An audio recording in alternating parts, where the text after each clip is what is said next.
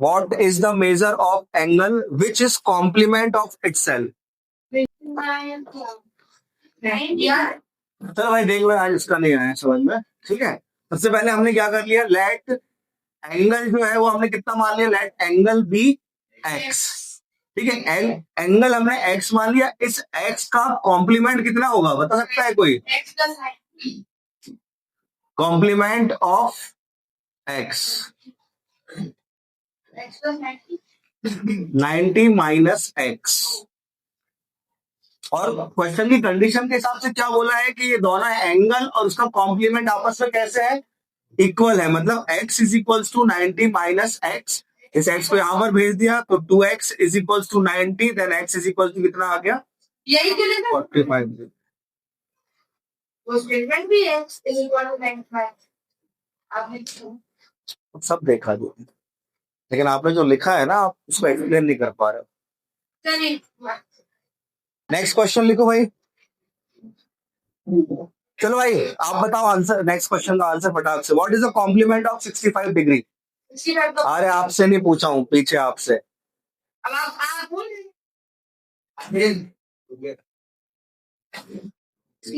जब मैं तेरा नाम लूं तो समझ जा बेटा, समझ गया वो, आप हो जाओ, दिख रहा है। बोलो what is the complement of 65 degree, बोलो भाई। चलो दीदी आप बताओ कॉम्प्लीमेंट ऑफ 65 डिग्री कैसे निकाला, चलो ये बता दो, छोड़ो बात। कितना? 32।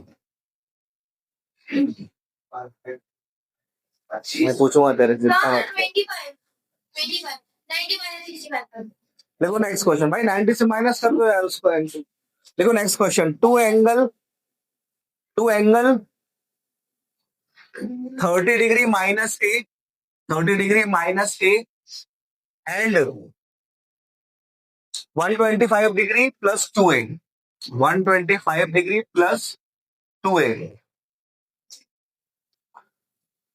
To angle measure 30 degree minus a and 125 degree plus 2a if each one is the supplement of other. If each one is a supplement of other, then find the value of a.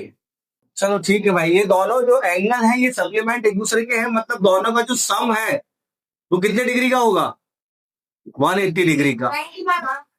Good, ठीक है। 125 और 30 हो जाएगा 155 minus ए plus 2a हो जाएगा plus a is equals to 180। तो a is equals to 180 minus 155 कितना हो जाएगा, 180 माइनस 155 कितना आ जाएगा आंसर, 25 डिग्री। नेक्स्ट क्वेश्चन लिखो, find the angle which is 1/5 of its find the angle which is 1/5 of its complement. Find the angle which is 1/5 of its complementary. कितने सारे question कराए थे भाई, सिंपल पैटर्न समझो आप इसका। करना क्या, आप सबसे पहले angle is equal let the angle be x. अब बात हो रही है इसकी कॉम्प्लीमेंट्री, तो इसका कॉम्प्लीमेंट्री एंगल एक्स का क्या हो जाएगा, कॉम्प्लीमेंट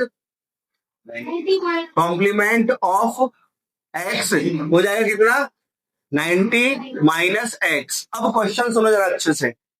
फाइंड द एंगल मतलब हमें ये x की वैल्यू निकालनी है, which is find the angle which is, ये क्या है, ये है 1/5, किसका 1/5 है, ये है इसके कॉम्प्लीमेंट का, मतलब इसके।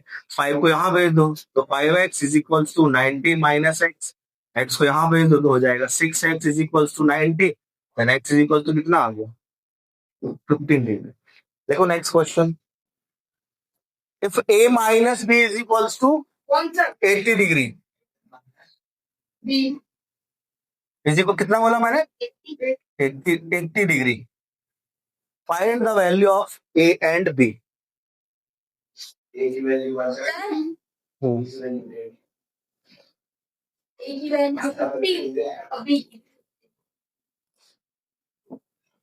इसमें पुट कर ले बेटा, बता 80 आ रहा है, इन दोनों को सॉल्व कर।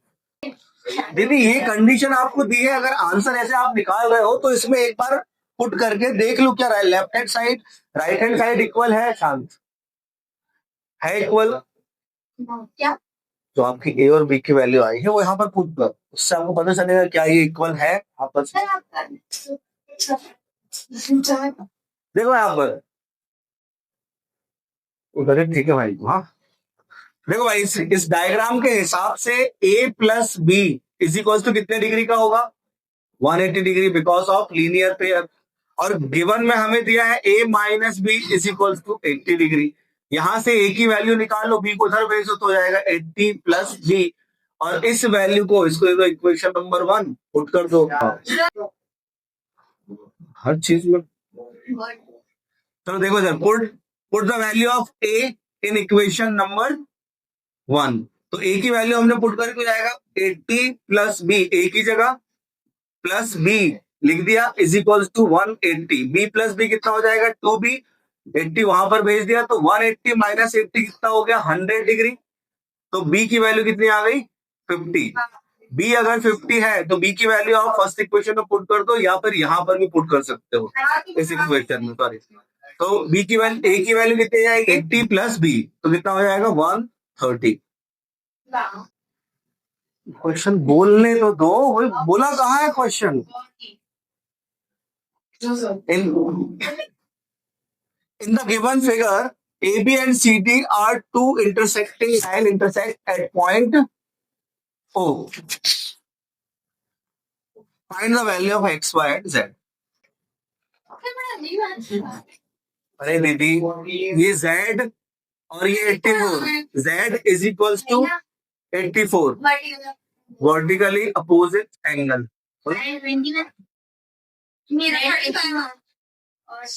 फोर्टी कितना? चलो देखो, चलो ठीक है। अब देखो ध्यान से, 84 प्लस ये पूरा angle 75 plus y is equal to 180 degree because of linear pair. अब एक चीज ध्यान रखना आप लोग, लीनियर पेयर में मात्र दो ही एंगल होते हैं। ये एक लाइन है, उस पर ये लाइन स्टैंड है, तो यहाँ पर इन दोनों एंगल का इधर देख लो दीदी, कमेंट जब समझाए तो। ये एक लाइन है, स्ट्रेट लाइन है, उस पर एक लाइन ये स्टैंड है, यहाँ पर ये दोनों एंगल का सम कितना होगा? 180 degree because of linear pair. अब ये एक लाइन और स्टैंड है, तो यहाँ पर ये तीनों एंगल का सम 180 होगा। बट लीनियर पेयर जो होता है उसमें सिर्फ दो ही एंगल आते हैं, उसमें 3 4 5 नहीं आते, सिर्फ और दो एंगल आते हैं। तो इसमें दो एंगल कौन कौन से होंगे? ये पूरा होगा और ये वाला। ये ऐसा लिख दो ना ब्रैकेट में डाल के, इस पूरे को पूरा एक एंगल मान के ब्रैकेट में लिख दो, और एक एंगल, ये दोनों का सम कितना होगा? 180 डिग्री। बोलो क्या बोल रहे? तो ब्रैकेट ओपन करोगे तो 84 प्लस 75 कितना हो जाएगा? 115 9 plus angle y is equal to 180। तो y की वैल्यू कितनी आ गई? 180 माइनस 159 मतलब 21 डिग्री। ये है y 21। अब हमें निकालना है क्या? z। z आ गया है, सॉरी। अब हमें निकालना है x। तो ये 75 प्लस y, ये पूरा जो एंगल है किसके बराबर होगा? ये होगा 2x के बराबर। ये बता रहे हैं क्यों? Vertical opposite angle. ठीक है, वर्टिकल अपोजिट एंगल कब बनते पता आपको? आपको पता है वर्टिकल अपोजिट? हाँ, तो यहाँ पर ये दो लाइन जो है ये इंटरसेक्ट हो रही है, इसीलिए ये वर्टिकल अपोजिट एंगल बना यहाँ पर।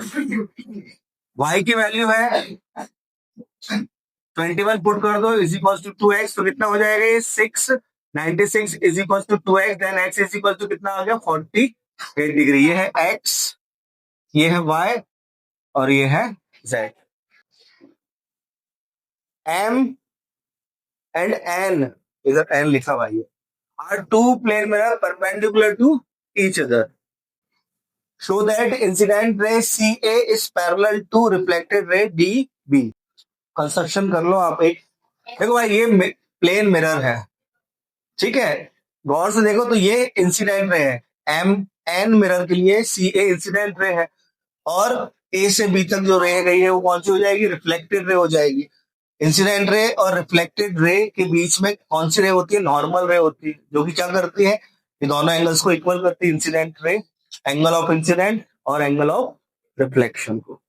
ऐसे एक यहाँ पर नॉर्मल रे होगी, दोनों नॉर्मल रे किस पॉइंट पर मिल जाएगी, इधर का एक पॉइंट नाम दे देना, पी नाम दे दो सब लोग, एक एक सर नाम दे दो सही दे। हाँ अबे वो तो ये है, पी नाम दे दो इसका। एंगल्स को मार्क कर लो 1 2 3 4। अब यहाँ पर आप ट्राई करो, देखो कैसे सॉल्व करोगे। मतलब आपको देखो ये दोनों, क्या हो गया, ये दोनों लाइंस को आपको पैरेलल प्रूव करना है। तो ऐसी कौन कौन सी कंडीशंस होती है जो दोनों लाइंस को पैरेलल करेगी? उनके कौन से? या तो ऑलरेडी और कोई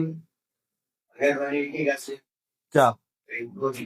कोई एंगल, कोई इंटीरियर एंगल का सम अगर 180 कर दे तब भी हो जाएगा। Corresponding angle alternate interior angle equal कर दे तब भी लाइंस कैसी हो जाएगी, पैरेलल। तो अब इन तीनों चारों जो आपने बताया उसमें से कौन सी चीज यहाँ पर अप्लाई होगी, उस हिसाब से आप करो, सॉल्व करो, ठीक है। ये कंस्ट्रक्शन बोल रहा था भाई, यहाँ से एक ये नॉर्मल रे और यहाँ से एक ये नॉर्मल रे, ये पॉइंट पी पर इंटरसेक्ट हो रही है, ठीक है। नाम दे दो यहाँ पर एंगल 1, एंगल 2, एंगल 3 और एंगल 4। सॉल्यूशन नहीं, मैं अभी मेन थोड़ी थोड़ी चीजें लिख रहा हूँ, अब वो नहीं लिखूंगा मैं, गिवन गिवन और प्रूव प्रूव प्रॉपर है ना, सब लिख चुका हूँ मैं हर बार। हाँ बोलो। कोई इंटीरियर मतलब आजू-बाजू को इंटीरियर का मतलब है जो ट्रांसवर्सल के सेम साइड पर जो एंगल्स होते हैं इंटीरियर, अगर 180 कर दे तो पैरेलल हो जाएंगे उन दोनों का sum, D B A C A B का सम अगर 180 है तो दोनों लाइंस पैरेलल हो जाएंगी। हाँ तो सर 1 प्लस 2 कर दिया आपने, बताओ। एम ओ जो है ये परपेंडिकुलर है किस पर, एन ओ पर, ठीक है। ये एम ओ और एन ओ आपस में कैसे है, परपेंडिकुलर है। सी ए इज इंसिडेंट रे,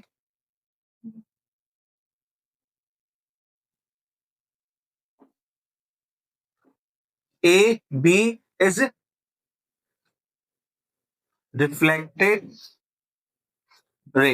ये है सी ए इंसिडेंट रे और ए बी रिफ्लेक्टेड रे है। और एपी जो है ये क्या है, एपी इज नॉर्मल रे, नॉर्मल रे।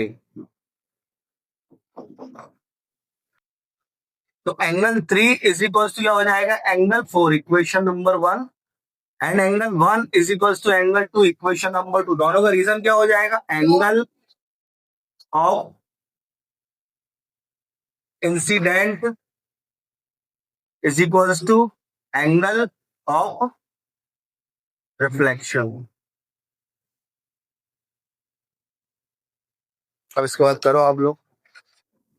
नहीं तो मैं नहीं किया है। तेरी कॉपी कहाँ है? अच्छा मैंने कहा बैग बैग बंद करके बैठ गई है। देखो भाई बहुत से देखो, आप बहुत समझो इस चीज को, ये दोनों मिरर आपस में कैसे परपेंडिकुलर है। ये नॉर्मल रे जो है दोनों ये मिरर पर परपेंडिकुलर है, तो ये एंगल कितने डिग्री का हो गया, 90 डिग्री का, ठीक है। मतलब angle B P A is equal to 90 degree, BP is perpendicular to M O और P A is perpendicular to N O और M O is perpendicular to N O. तो बीपीए 90 डिग्री हो गया, सही तो लगाया था, एंगल सम प्रॉपर्टी लगा दो इसी ट्रायंगल में, in triangle P B A angle sum property लगाई तो angle P plus angle 2 plus angle 3 is equal to 180 degree. P की वैल्यू 90 डिग्री है, तो angle 2 plus angle 3 is equal to कितना हो जाएगा। अब जब करेंगे तो पता चलेगा ना। 90 को वहां पर भेजा, 30 को नहीं बेटा 90 को, तो एंगल 2 प्लस एंगल 3 का सम कितना हो गया, 180 माइनस 90 90। अब इसके बाद आप अटक गए। अब एंगल 2 को आप क्या लिख सकते हो, 2 को हम लिख सकते हैं angle D B A, angle D B ए का हाफ, प्लस 3 को हम क्या लिख सकते हैं बताओ, मैं हाँ, सी ए बी का एंगल सी ए बी का half is equals to 90। LCM ले लिया और आपको उधर भेज दिया तो angle D B A plus angle C A B is equal to कितने डिग्री हो जाएगा? 180 degree. These angle form coincident angle, therefore ये लिखना line, therefore D B is parallel to C A.